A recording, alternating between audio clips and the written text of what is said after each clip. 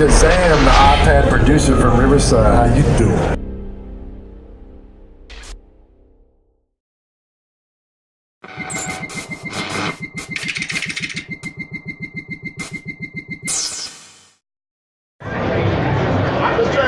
All right, ladies and gentlemen, Shazamm, the iPad producer, and look who I ran into. We have DJ Puzzle, iOS royalty right here. So how you enjoying that, brother?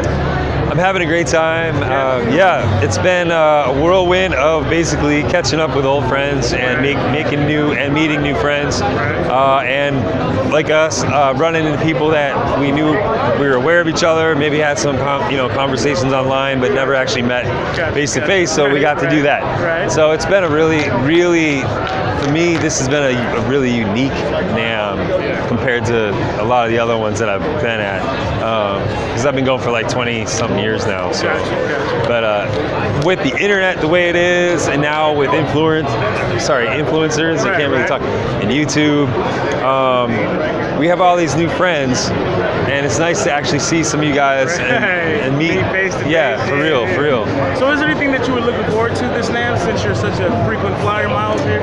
Well, the thing is, as far as gear goes, it seems like now, again, because of the internet and YouTube, a lot of that information gets out before NAMM. So there are some things that I saw already that I wanted to check out, like that little Arturia Micro Freak or something. Yeah, Arturia's got their new audio fuse line, man. That's really what I'm going to go interview them in a second. For sure. So what got you into iOS production and sound designing on the iPad? Well, that was a long time ago, man, when the iPhone first came out.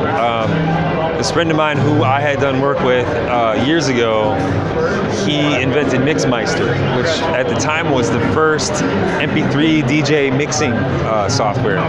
And then he sold it, and now he started this other company when the iPhone came out, developing a program called Looptastic. All right, some people may remember it. It's gone now. Sadly, I had a lot of fun. He called me up and he said, "Would you be interested in developing some content for my new app?" And it was for loops and did time stretching, so I was like, that's a no-brainer. Yeah, I'd love to. So we worked on that for a couple of years until the iPad came out, and then he's like, we're gonna have Looptastic HD for the iPad. And back then everybody was doing the HD. I don't know if you remember. Because it was the iPad version. So if I'm not mistaken, wasn't that on Jimmy Kimmel? Yes. That on Jimmy Kimmel? Was that one on Jimmy? Or that was Loopy, right? Was it? Looptastic was on a lot of things. It was on the news a few times, and it was on G4 TV or whatever. Oh, right. They did a whole segment on that. Gotcha. So it was a pretty cool, fun, exciting time. But back then, that content wasn't flying off the shelf. Like there weren't a whole lot of producers yet using iOS. So Aaron was kind of bummed. He's like, I'm not really selling a lot of these. They were, but not what it should be. It's such a small niche. So anyway, so long story short, I can get winded now. Sorry, long-winded. You're good. Long story short, he basically sold that company to Native Instruments. Oh, gotcha. They wanted the technology. They wanted him to work for them. So that was part of the deal. Gotcha. And so he would work on Tractor for the iPad. Nice. Yeah, so he sold his house and moved his whole family from Seattle to LA to work for Native Instruments. And that lasted, I think, a year or two. And then he was gone. He quit. And then all his apps, the SoundTrend stuff, Looptastic, Meta DJ was another one. Oh, we did word. Meta DJ. I remember that. Yep. I remember that. That came with one of my songs and some stems. I was trying to download every DJ app I could. Yep, Meta DJ was cool. It was like quad. It was like four sections, different instruments on each one if you want. Yeah, that was kind of crazy.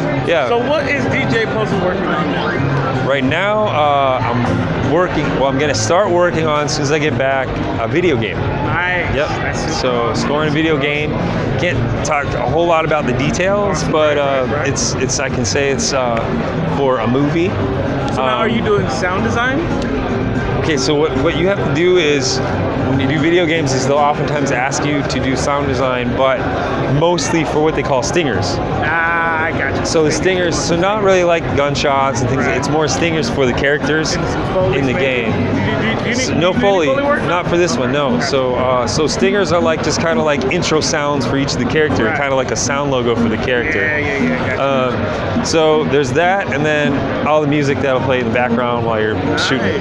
Nice. Yeah, so super dope. yeah. So congratulations. I'm excited. Thank you. Yeah, so starting the year off right. Yeah, It's been a little slow, I'm not gonna lie, but this year is picking up right away. We're still in January, so that's one thing I love about NAMM. It's like a restart, rejuvenation button. Yeah. You know what I'm saying? You get to see all the great people that people get to talk to you. So it's super awesome, man. Inspiring. I appreciate you, brother. I appreciate you too, man. Talk to the iOS community, man. Thank you. Because sometimes, people they want to hear a little bit more, and we're so busy talking about products they don't ever hear about us. So, man, I appreciate you taking the time, man. Thank you, man. All right, man, I appreciate you. You have a good rest of NAMM, brother. You too, man. Thank you.